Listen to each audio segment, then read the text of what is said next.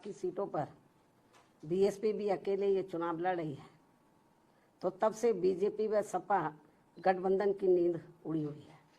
जब से उन्हें मालूम पड़ा कि बीएसपी भी 9 विधानसभा की सीटों पर बाई इलेक्शन लड़ रही है, तो तब से बीजेपी व सपा गठबंधन की नींद उड़ी हुई है, क्योंकि बीएसपी ने यहाँ काफ़ी समय से एक आदि उपचुनाव को छोड़कर अधिकांश उपचुनाव नहीं लड़े हैं।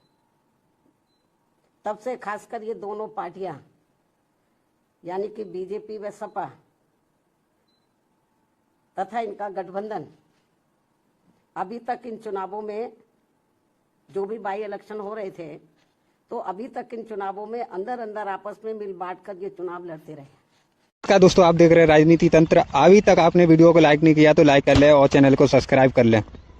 नवंबर को बहुजन समाज पार्टी के द्वारा प्रेस कॉन्फ्रेंस की गई और कुछ विशेष बातें रखी गई।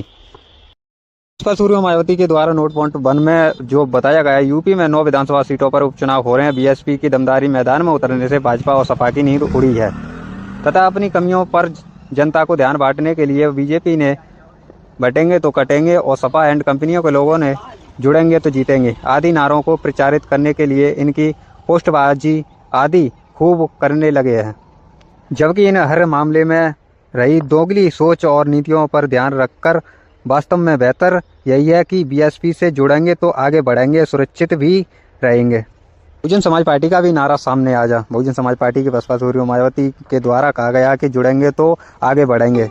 वैसे भी भाजपा के वर्तमान और उसके पहले सपा के शासनकाल की तुलना से भी बीएसपी का ही शासनकाल काफी बेहतरीन रहा है। ऐसे में लोगों के इनके हवाई नारों और पोस्टरबाजी आदि के चक्कर में बिल्कुल भी नहीं पड़ना है। एनजी के द्वारा तीसरी बात रखी गई, अब समय आ गया है लोगों को खुद ही इन विरोधी पार्टियों का इस प्रकार के घिनौने और विश्लेषण संकीर्ण राजनीति छलावे आदि से बचने के साथ ही इनके गुमराह करने वाले ऐसे नारों से पोस्टरबाजी से भी जरूर बचना होगा। इसका जवाब इसी चुनाव में देना होगा।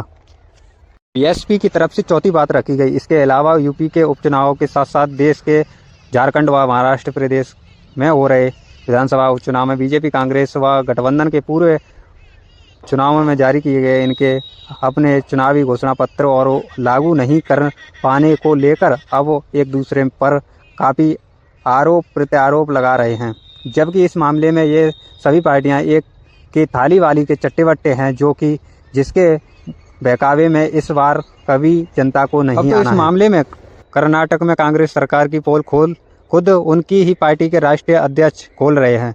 इसलिए ऐसे में सभी पार्टी पर अब जनता को कतई भी विश्वास नहीं रहा।